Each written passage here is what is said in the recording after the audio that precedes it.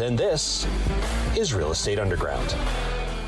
Greetings and salutations, Real Estate Undergrounders. This is Ed Matthews with the Real Estate Underground podcast. Thank you so much for joining us today.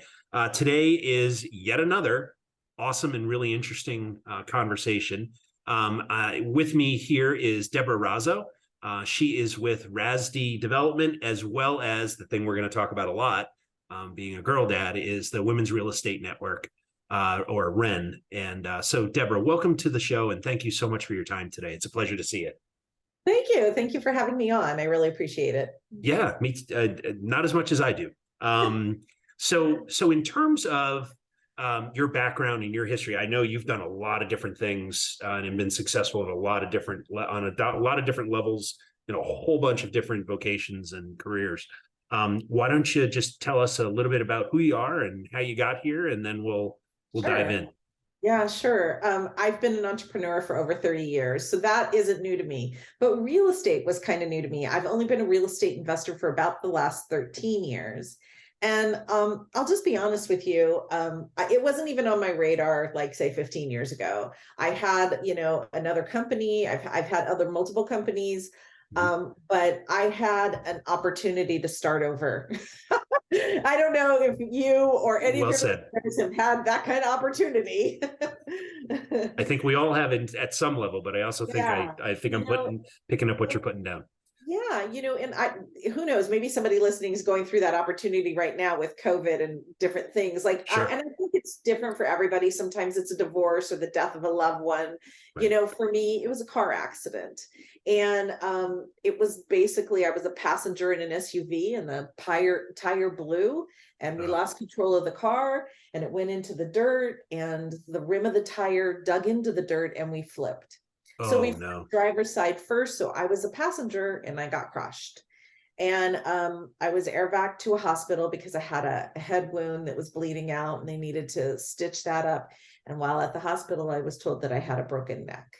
So it was really a huge turning point for me. I'm A-okay now, but it was a year of healing. And, when you're doing that kind of healing, you have a lot of time to think. You bet. And really think about, I thought about, am I living my best life? Am I really living the life I dreamt of? You have an experience like that and you think life is short. And, I'm not going to waste any more time here on this planet unless I'm just really living the best life I can.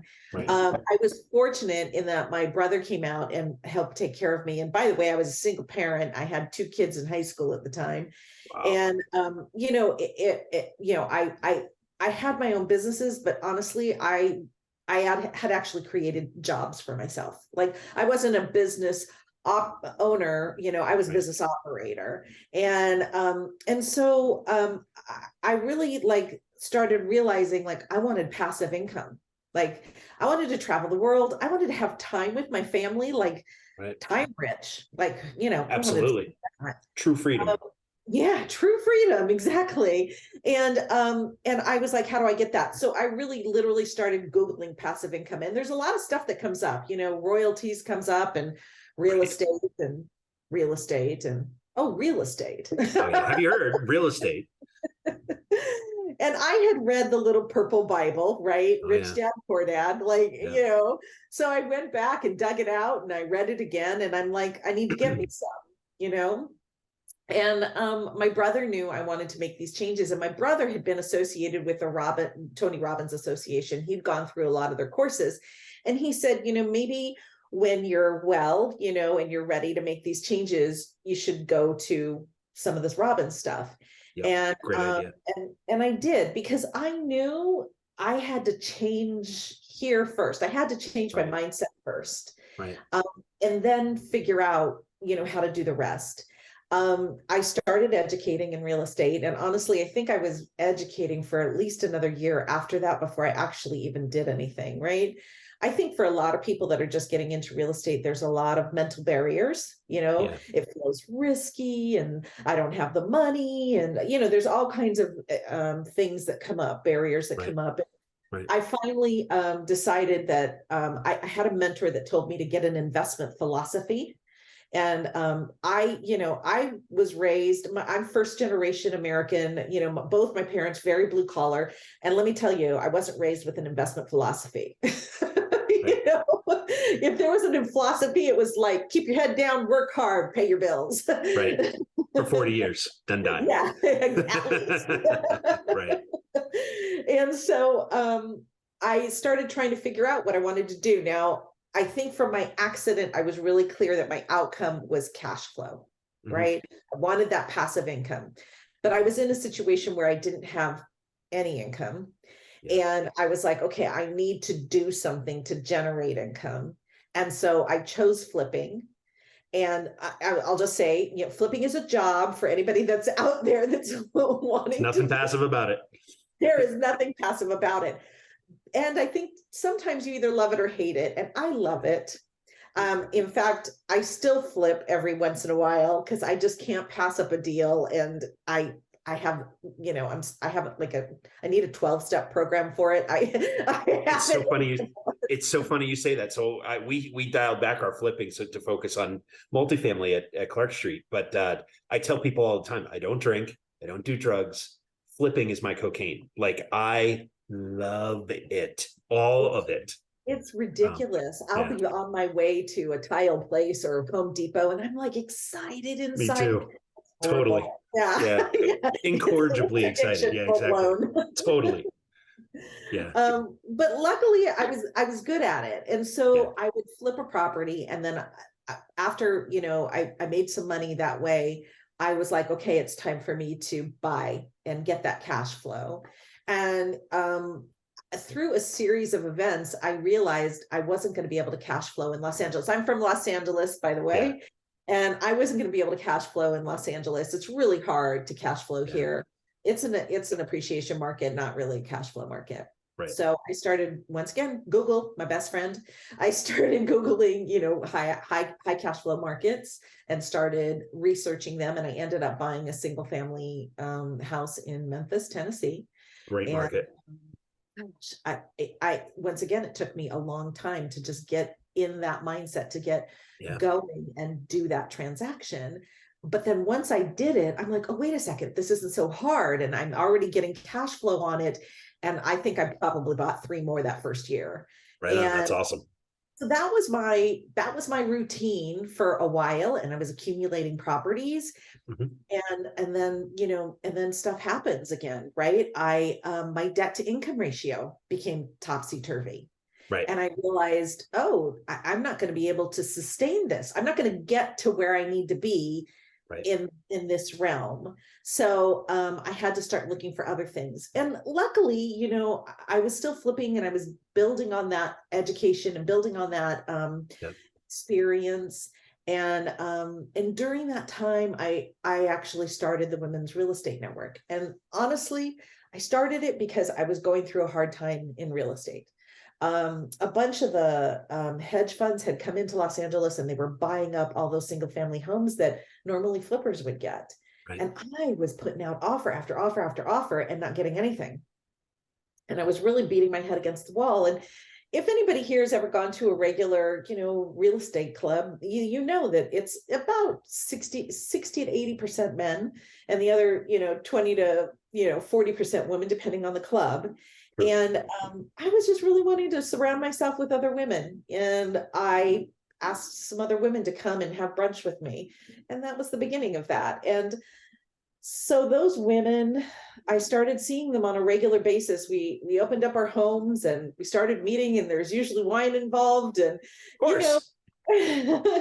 we were exchanging resources. Do you need I need an attorney for a tenant I have. I need a foundation guy. I need, and it just became something. And then we started a meetup because I realized there was a whole group of women who didn't know these women that powerhouses and who were such resources. And that's how REN started. And next thing I know, we have 12 chapters across the US, and things are going amazing. And I was up at our Seattle chapter, and I met a woman developer. And that just changed. That's rocked my world. I've never met a woman developer before. And she... a unicorn. Yeah. She said, I said, gosh, you don't meet women developers. It's so great to hear you talk. And she said, oh, you're a flipper, right? And I said, yeah. And she goes, I used to be a flipper. Developing is so much easier. And I'm like, how could developing be easier? Everything's square, everything's level, everything's plumb, right? Right. Well, and she's like, it's the front work, right? When you're getting the permitting, when you're going through all that process, she's like, it's a lot of details. But when you start to build, it's ground up, right? Yeah. It's pretty easy. And it opened my eyes to me being able to develop. And so next thing you know, I'm looking for partners in that realm. And so I started developing here in Los Angeles. And I think for REN, that's one of the things it does, right? Like, it's great for us to go to real estate clubs and see successful men in the market. And Lord knows I've gained a lot of education, great education from other men. But to see somebody you identify with, if you're a woman, you identify with women, and to see how she's balancing children and aging parents and the dog and the relationship as well as a business, it really opens up the possibilities for you. And that's why I started REN. Yeah, it's amazing. I mean, when you see someone who looks like you, has your responsibilities, has your perspective on the world, at least in some way, it starts to break down that barrier of belief, right? Because you're like, okay, well, this person who is my age, she looks just like me, she's got similar responsibilities. When you see that, you start to realize, not only can I do this, but I deserve to do this, right? I do. And that there's an opening. It's possible for me. I can, I can walk in, I can see myself walking in her shoes, right? Right. Exactly. And I know it's the same. Men are the same. They mentor with people, other men that are like-minded. I mean, it's not any different than that, other than, we're women and we do things a little differently. We have a different style, so to speak. Definitely put. We tend to hire, so at Clark Street, we tend to hire women because, well, I live in a house of women, right? We have, let's see, my wife, my 2 daughters, 3 dogs, all female. I am literally the only source of actual testosterone in that entire building. But the thing that I've learned is that, I years ago, I asked my wife, Patricia, who's an accountant by trade, I said, I'd love for you to come work with me, not for me, but with me. She kind of smiled and she goes, you and I work very differently. And I don't know that would work. I'm like, okay, well, I respect that. I'm crushed, but I expect that. I respect that because, what she recognized is that, the reason that our marriage works so well is the exact reason why I would have driven her crazy at the office. Right. We're very much a yin and yang kind of couple where I'm she's the person who keeps the trains running and everybody on track. And I'm the one that, tries really hard to disrupt all that with, hey, wait a minute, we're going to do this and we're going to do that. And, I recently heard a comedian talk about that, and because I'm the same way. I'm like very much the dreamer, right? Yeah, same. And my husband's very much the feet on the ground, patient, methodical, right? Yep. And the comedian was like, you can't have 2 dreamers in a relationship. You wouldn't have a house by the end of the day.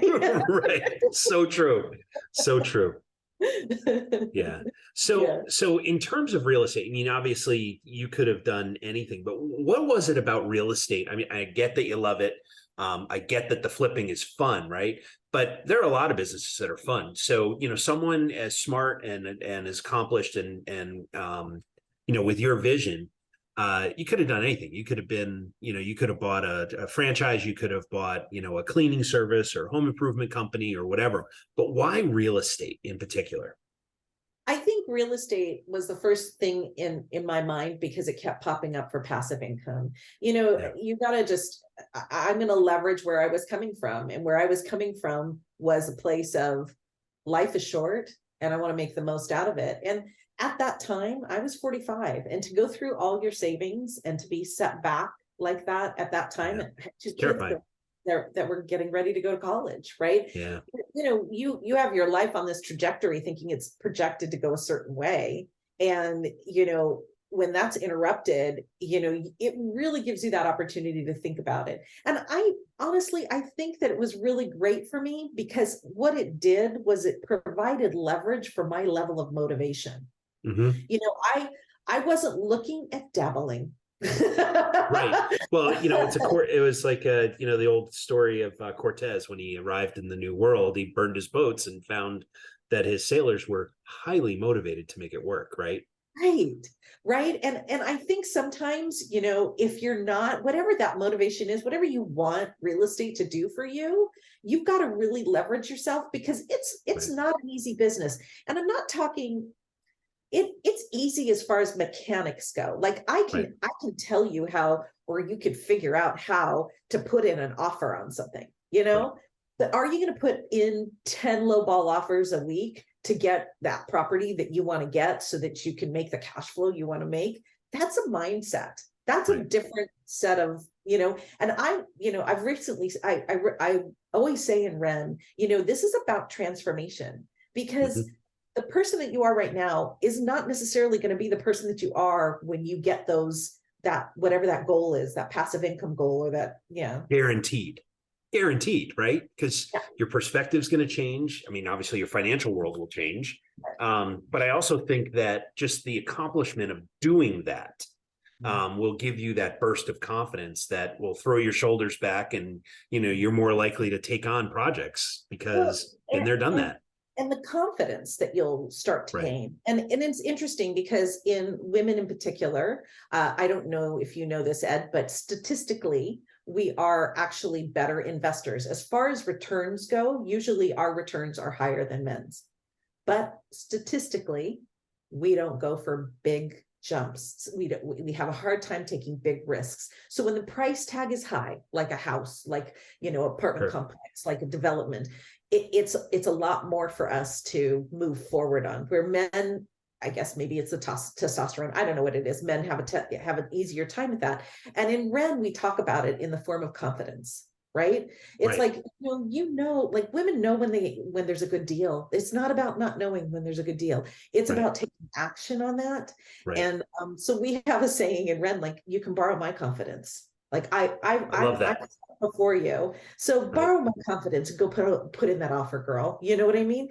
But you have to have some of that support behind you, whether it's in a mentor, whether it's a networking organization, because this business can be tenacious. Yeah. You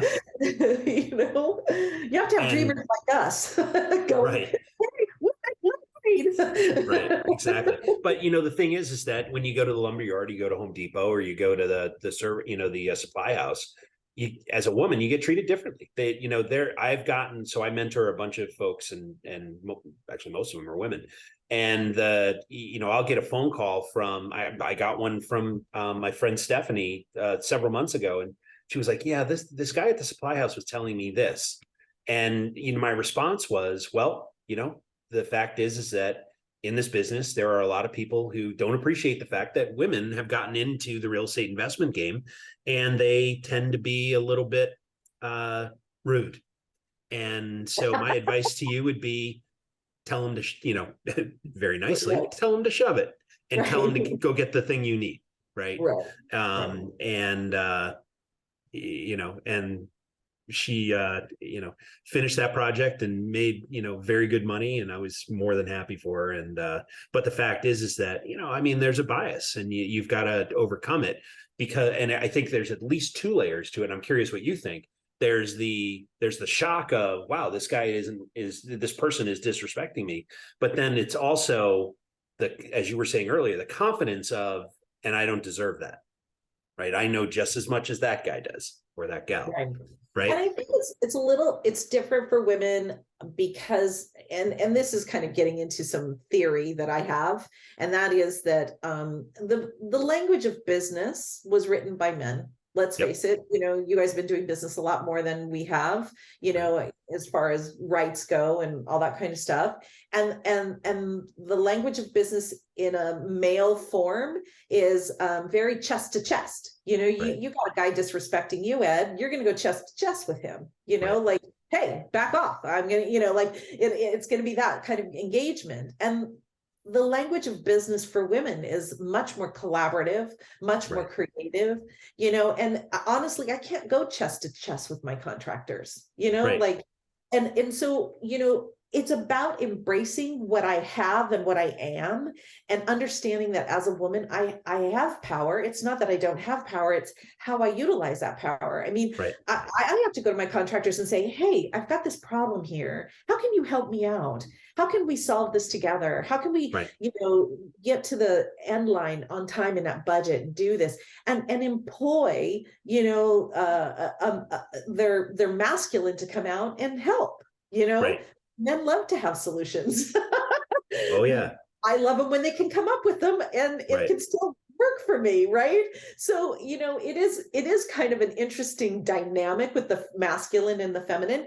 Yeah. And there are times when I've got to go chest to chest because that's the only language somebody is understanding with me, And, the fact that you do that when it's out of character, if you're more of a collaborator and, at the next, at that point of conflict, you're coming back at somebody saying, hey, I've had enough.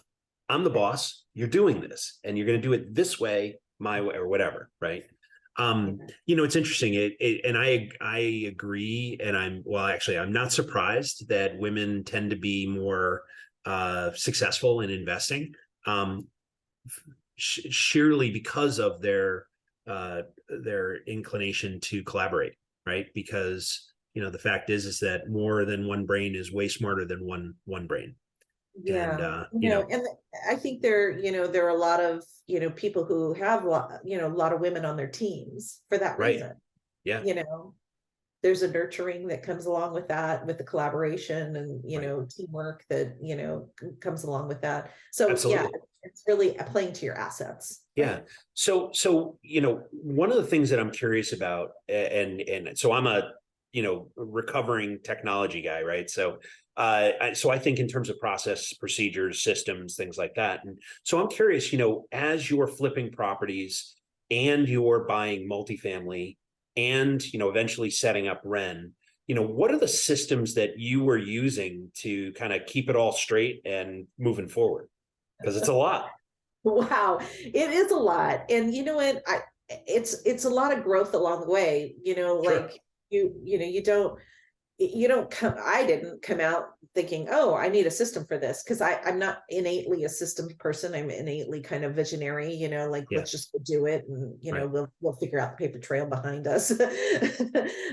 But as things are growing, I mean, I was saying this to somebody the other day. I remember when I was first setting up my first CRM, right, my first management software, and it was called a spreadsheet. Right. Well, I mean, hey, I'm all for keeping it simple. Right. And that's how it was in the beginning, and then I've grown, and my tools to systematize have gotten better and better along the way. And, and I'm just going to go back. It's because I value my time, because I wanted the freedoms. Right.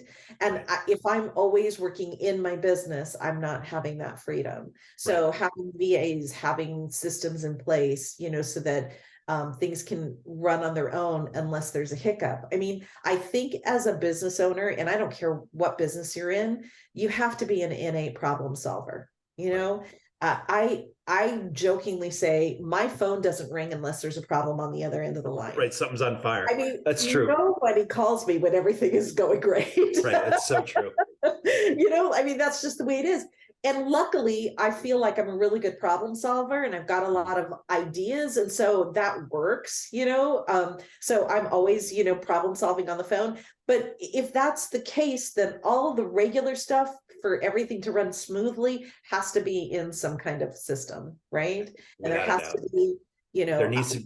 Luckily with rentals, there's a system for, from the tenant level to the property management level to the owner level, right? That is pretty clearly defined, but you still have to, have your, what is it? Manage the managers, right? You still have to manage.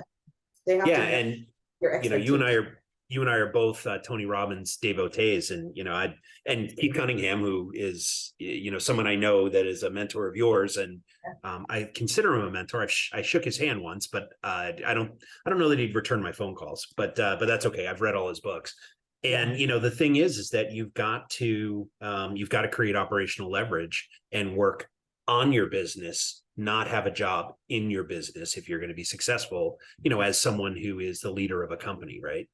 Right. And being a leader is no joke.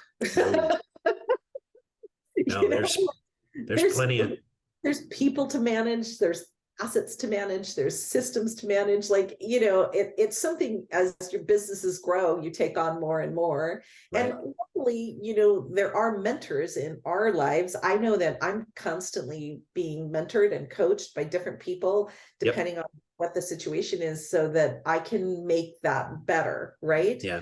Not only for myself, but for everybody that's on my team. Right on.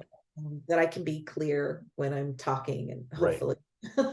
Yeah, I mean, that's it, right? That Tony Robbins talks about the value chain, right? And making sure that not only is the task or the thing that I need done as the person in the process, but also communicating that to you, and then you communicating back to me. Yes, I understand it. Yes, I know what you need. Yes, I know when you need it. And have that interaction. One thing that I'm huge on, and I know you are as well, is mentors. And so, I'm curious about, the best advice you've ever gotten, and who gave it to you? Oh my gosh, that's a really hard question.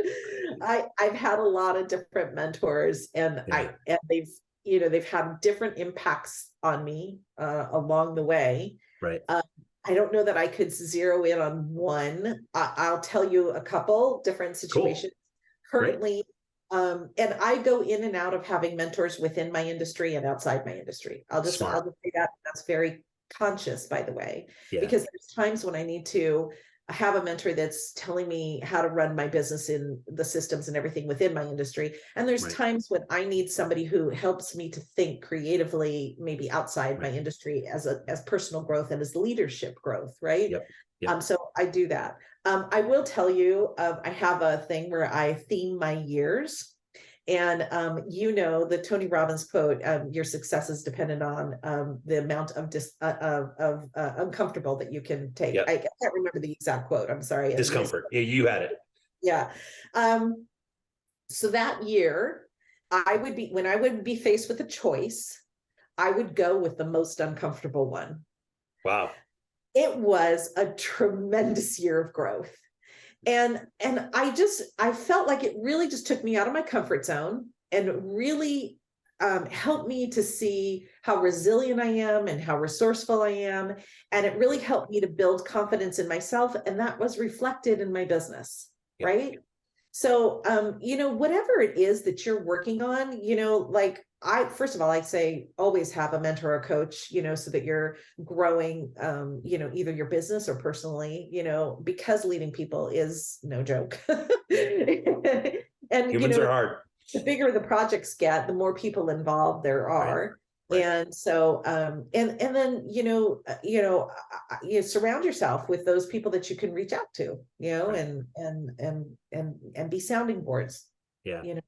So as a business leader, I have this theory that I'm continually proving out, which is that leaders are readers. And, these days, it doesn't necessarily mean like an actual physical book. It can be, your Kindle or an ebook or podcasts or videos on YouTube or whatever, audiobooks, whatever. And so I'm curious about a couple of things. First off, how do you consume information when you're trying to sharpen the saw, so to speak? And, I'm also curious if, who are you paying attention to these days in terms of, the kind of information that you're pulling in? Right. Mostly books. I still really like books. I do Kindle, and stuff too, because I'm traveling a lot and I can't, you can't carry 4 books with you. Can't take 4 books with me. I do listen to podcasts, but, and audibles when I'm traveling, but, it's been a little off these days because I've been so busy lately. But mostly it's books. And, right now, I'm reading a couple books, one on health and one on networking. And it varies back and forth. And I think that it varies back and forth depending on how immersed in business I am. If I'm really immersed in business, it's really hard for me to pick up another business book and read it when I'm on my off time. So I kind of want something that's not related to business, that is growing a different part of me. And if business is just running smoothly and I'm going along, then I like to deep dive back into business again. What I've been doing lately is studying other leaders, to be honest with you. I find it fascinating. Interesting. I did a deep dive with a mastermind on Steve Jobs recently. And, a fascinating man. How does a man who didn't have great rapport and people skills, not known for his delicate people skills. Yeah, he was not a coddler. Yeah, had or a vision, and he was able to able to relate that vision to construct something so beautiful, right? To utilize everybody's creativity to construct something so beautiful, and how he was able to do that without having, great people skills, really, and what were his talents and how did he utilize that, and what were his weaknesses and how did he compensate for that, right? So I like looking at, at leaders, especially leaders who have served a community, at a high level. I like looking at that. That's my favorite. So, having worked where I did, the stories, that the legends are all over the place, right? And so my favorite one is Jobs allegedly had on his mirror, he had a sticky note that said, "Are you excited about what you're about to do today?" When he was brushing his teeth, he'd look at that, and that was his kind of guiding light of, he has to be passionate about what he's doing. And you think about the things that he created. As I think he said in an interview, no one ever asked for the ATM, right? And he didn't invent the ATM, but he did invent the iPhone and the iPod and iTunes and podcasts and changed the way we live today. Fundamentally changed the way we live, right?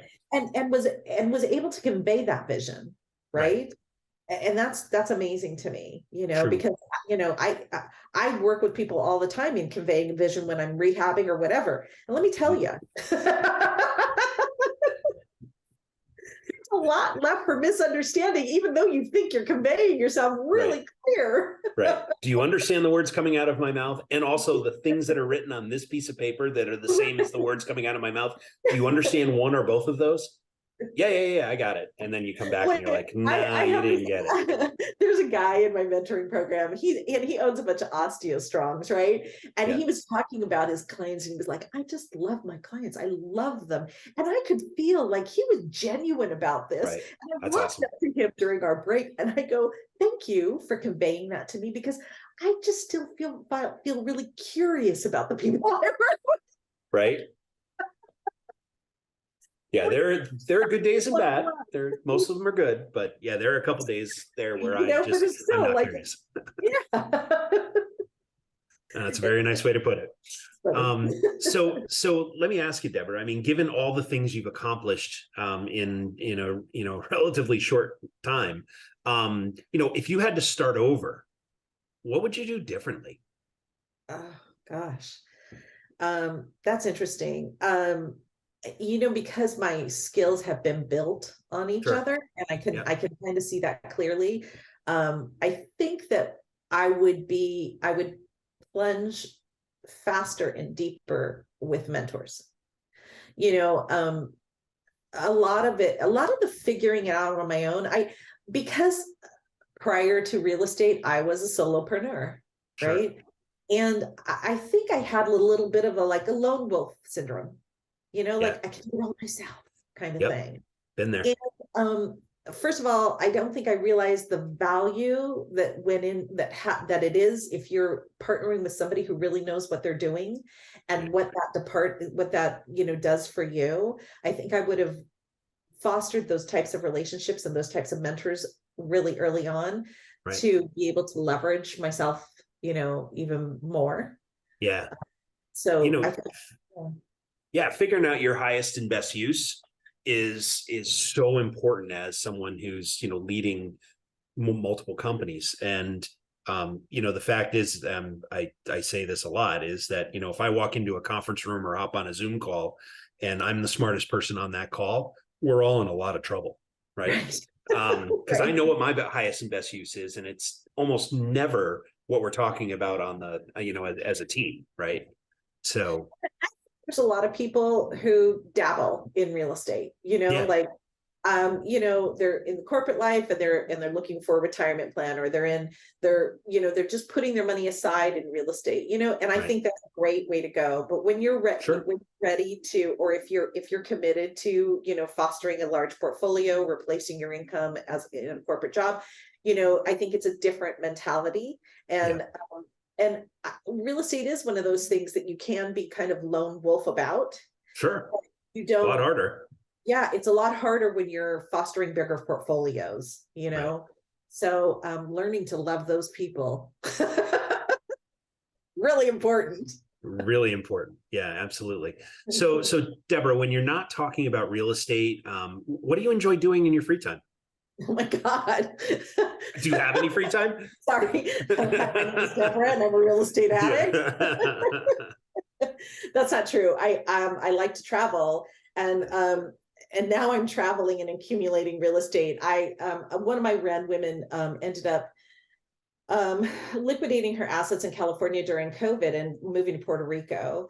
And wow. Yeah, and she's awesome. She's gotten some incredible tax advantages there. And I went and visited her, and now her and I bought a multi-unit that we're making into a bed and breakfast. And that's one way of traveling. I also have a lot of family. I'm half Irish, so I have a lot of family in Ireland. So I like to travel to Ireland and see my family and travel with my kids, who actually don't have as much time to travel with mama because they're adults now and they're having their lives now, which is they're adulting. Yeah, they're adulting, or at least their version of it. And yeah. So I love travel. I love my husband and I really are big fans of comedy and music. So we go out to watch comedians and laugh a lot and enjoy music, enjoy musicians, and we get to do that. We put some things on our bucket lists around that now. Oh yeah. Yeah, we want to see a concert in the Red Rocks. Like I heard. Oh, it's amazing. Have you ever been? I have not. Yeah. So that's like on our bucket list. Like we're like, okay, we need to look at that concert schedule and see somebody who we want to see. And I hear the acoustics there, and it's just beautiful, right? So we're putting some things on our bucket list that aren't necessarily like European trip, but are something that we really enjoy. Yeah, something you're passionate about, right? Yeah. Absolutely. Yeah, and you live in the right part of the world for music and comedy, given that you live in the LA area. That's there's a lot of talent and within a few miles of where you are. Yeah, the summers are pretty busy. I'll bet. So Deborah, I've really enjoyed our conversation today. Thank you again very much for your time and your insights and your experiences. If people want to learn more about your development business, or REN, your organization, what's the best way to reach you? Sure. So REN, both online. So REN is the Women's Real Estate Network. Is the acronym is REN, that our little bird. There we go. Our little bird. And it's REN Inspires. RENinspires.com. REN Inspires. Facebook, REN Inspires Instagram, REN Inspires Twitter. just Google REN Inspires and connect with us. On our website, we have an event schedule. So we have meetings via Zoom. Since COVID hit, we're not meeting locally. We've just gone on Zoom. And so we're having meetings via Zoom every month. And it's just a different woman sharing her business model with us every month. So we get that's great. And we get to talk to these women about their different business models, how they're financing it, all that kind of stuff. And then if you want to talk to me, go to DeborahRazo.com, and Deborah Razo, you can schedule a 15-minute call with me and I can see how I can help you. Like I mentioned, we have a mentoring program coming up. I think it starts August 7th. It's just a 12-week program that we do twice a year, mainly for wholesaling and flipping. So people that want to get into the business. Right. So connect. That'd be great. Yeah. All right. Well, Deborah Razo, thank you so much. It's great to see you, my friend. And thank you for sharing all your experiences and dropping all those gold nuggets along the way today. Thank you so much. I really enjoyed our time together. Thank you. Me too. Oh, cool.